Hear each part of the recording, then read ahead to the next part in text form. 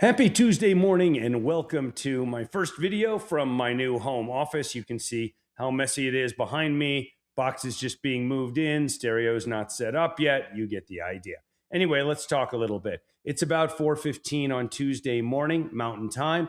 President Trump has threatened to bomb energy infrastructure, power plants in particular, in Iran at 6 p.m. tonight if they don't come to a deal with him, which they don't at the moment seem inclined to do because, well, frankly, they just don't think they're losing, or at least not losing enough to have to meet Trump's terms. In any case, Trump is also now threatening to attack trains. In response, the Iranian government is asking its people to form human chains around power plants. And it's very important to remember that the mindset of this Iranian regime is basically identical to the mindset of Hamas, which is why they were associated after all, which is to say that people in the regime either are or at least claim to be unafraid to die in service of their apocalyptic mission. And also, they don't care at all about the life of civilians in their population. I do think of the civilian population between Gaza and Iran quite differently, though.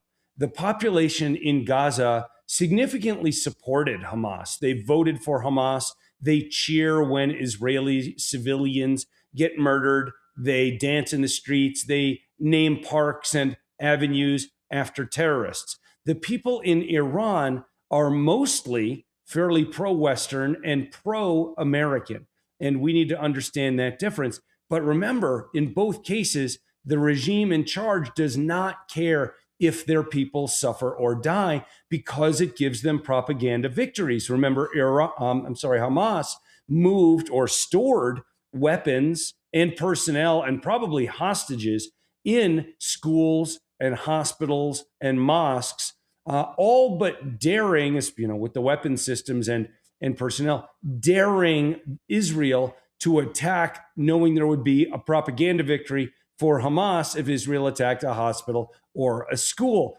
Iran is the same thing. They've been moving their own personnel and weapon systems to civilian targets. And if we hit the energy infrastructure, it's not going to hurt the regime that much. It'll hurt the civilian population a lot, might cause a refugee crisis, which would be bad for the region, generate some sympathy for Iran in the rest of the world in this war. And President Trump's threats to attack civilian infrastructure en masse is they're a really bad idea. Now, I do think that Trump realizes that he has made threats like this and backed down over and over and over again. And at some point, he's going to start looking like Barack Obama. And he does not want to look like that. And so I do think that he will do something.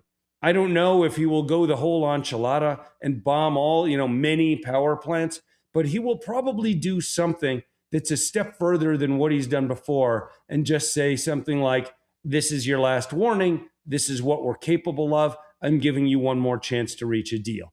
As I've been saying on KOA, though, the problem is that Iran doesn't think they're losing. Yes, they've lost a lot of leadership, but it's whack-a-mole. They don't care about that. Yes, they've lost a lot of weapon system, but they still have the ability. I mean, they just shot down some American airplanes, right? And they keep attacking tankers. And the Strait of Hormuz is still closed. So why should they think they're losing? Yeah, they've lost a few tactical things. But in the big picture, this regime just needs to survive to win in their minds. And so far, they're surviving. And frankly, they're going to survive unless the people of Iran do something to jump in and get involved, or unless maybe the military takes over. But the longer it goes this way, the longer it goes with America demonstrating that as much stuff of theirs as we destroy, we can't change the government. Actually, the stronger and stronger the regime and the pro-regime military get, and we are not achieving any goal like regime change yet, at least. If anything, we are achieving the opposite, even as we do achieve some other important goals of damaging their nuclear program and damaging their missile system.